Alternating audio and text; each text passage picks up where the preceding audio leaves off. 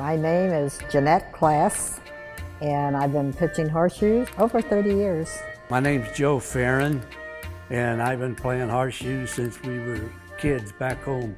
My name is Bob DeCamp, and I've been playing horseshoes probably on and off since I was 15 years old. Well, my name's Richard Altus. I've been playing the sport for about 62 years.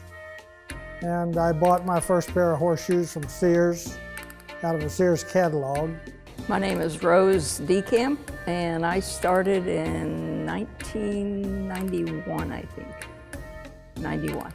My name is Melanie Zare, and I've been technically playing the NHPA rules for about 2.5 years, but I've thrown in one tournament a year for about 7 or 8 years. Well, we had a block party at where I lived, and everyone kind of got together and they put up 2 stakes, and that's how horseshoes began. I started playing regular when I was about 42 and in a traveling league and playing in tournaments.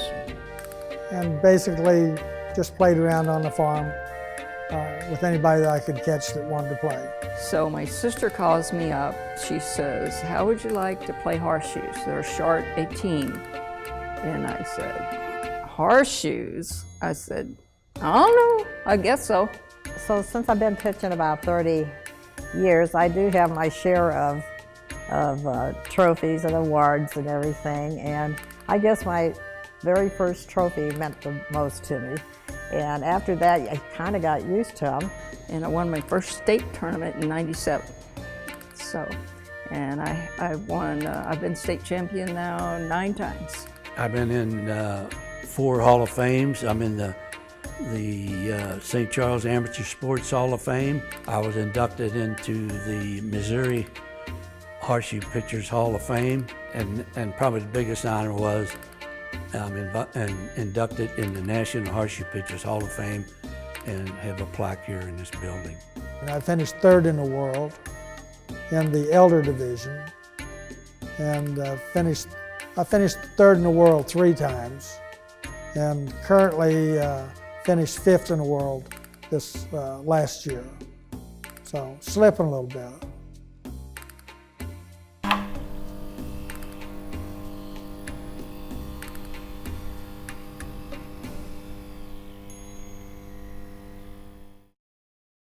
The game started in Roman times as discus, and that changed to a game called quoits. And it was a little round thing that they would throw. And eventually it all got turned so where they had a hole in it, and then they put it on a stake like that. Quoits is a round disc with a hole in the middle of it that they would throw over a 2-inch stake.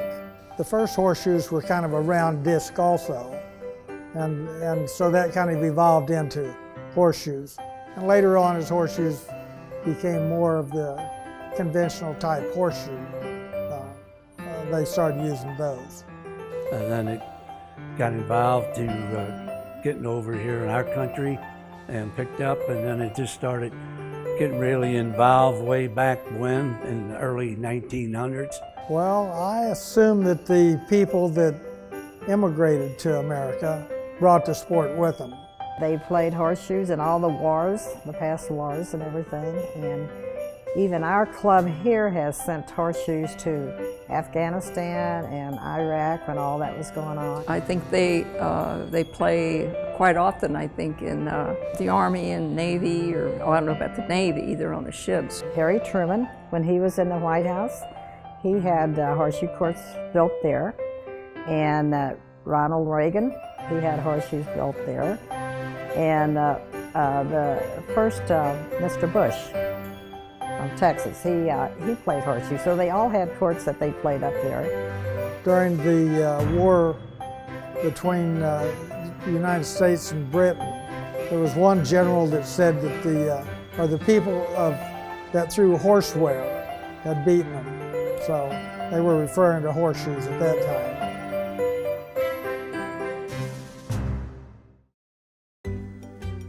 Each person throws 2 shoes at a time, and then you walk down to the end of it and figure out what the score is. You got to be 6 inches from the peg for a point, and ringer counts 3, And if you're playing tournament, if you throw a ringer, I throw a ringer, it's canceled.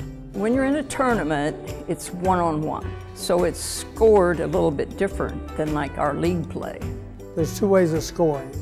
One is cancellation. If you throw a ringer and your opponent puts a ringer on top of it, that eliminates that score. So you score 1, 2, 3, or 6 points in a round. For league, you and a partner, each person sits at one end of the court, and we just throw 2 shoes down, and then they score them, and then my partner throws them back, and then I score them, and we play against another team when we're doing that.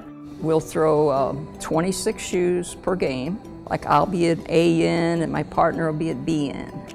So I will throw down and my partner throws back, you know, and we're playing against another team. It's really got sophisticated scoring now. We got the same system here, scoring system that they use at the World Tournament. All they do is call out the points to the person who's running the scorekeeping machine, and they put it in there. And you can come out into our lobby, and you can look on there and see everybody's score that they score. So you always want to be on top of your game.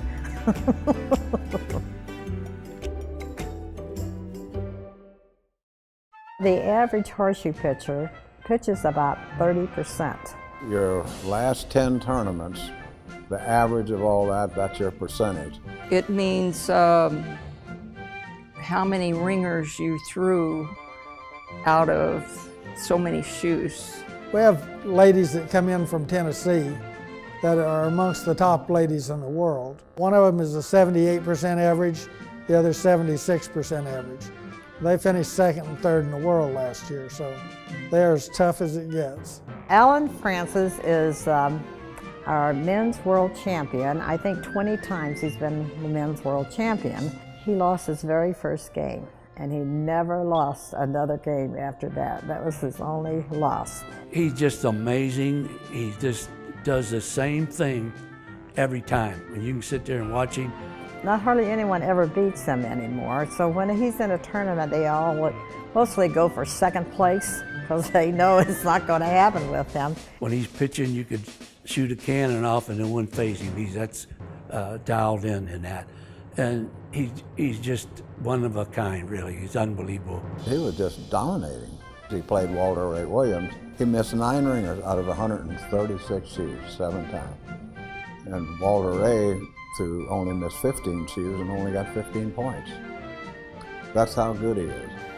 He's unbelievable to sit and watch. He just has the same slow movement, and he can throw 100 shoes sometime and not miss a one.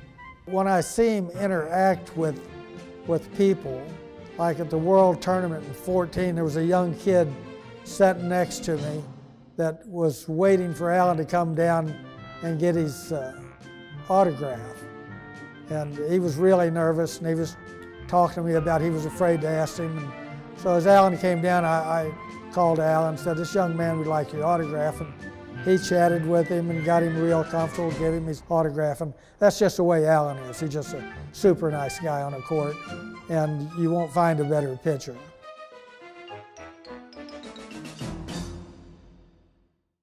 I like it because of the people and the competition. But I love the competition of it. And I just enjoyed it and met a lot of friends through it. You won't find a better bunch of people than the horseshoe players. They love the competition. I just got such a tremendous enjoyment of seeing everybody else having so much fun in that. There's so many nice people. I played all over the United States, or I know them, all over the United States, all over Canada. It's great for exercise for elders. You know, it keeps Bob and I moving, and actually that's what his doctor told him recently. You got to do 2 things: use your head and your legs to stay healthy. So, and Horseshoes does that. The membership nationally has dropped off. At one time we had 15,000 members, and however there's a big push now to increase the membership nationally. Well, I hope it grows and grows and grows. Well, we know that the future of horseshoe pitching lies in our children. So our main goal is to get more kids involved in this. We've had Girl Scouts, Boy Scouts that came up here, and we'd spend the day with them. Horseshoes is mostly a sport you love, and you're not out really for the money. I guess it's bragging rights is what you want. I'm hoping that I can continue to play for several years yet. Not that old, only 75.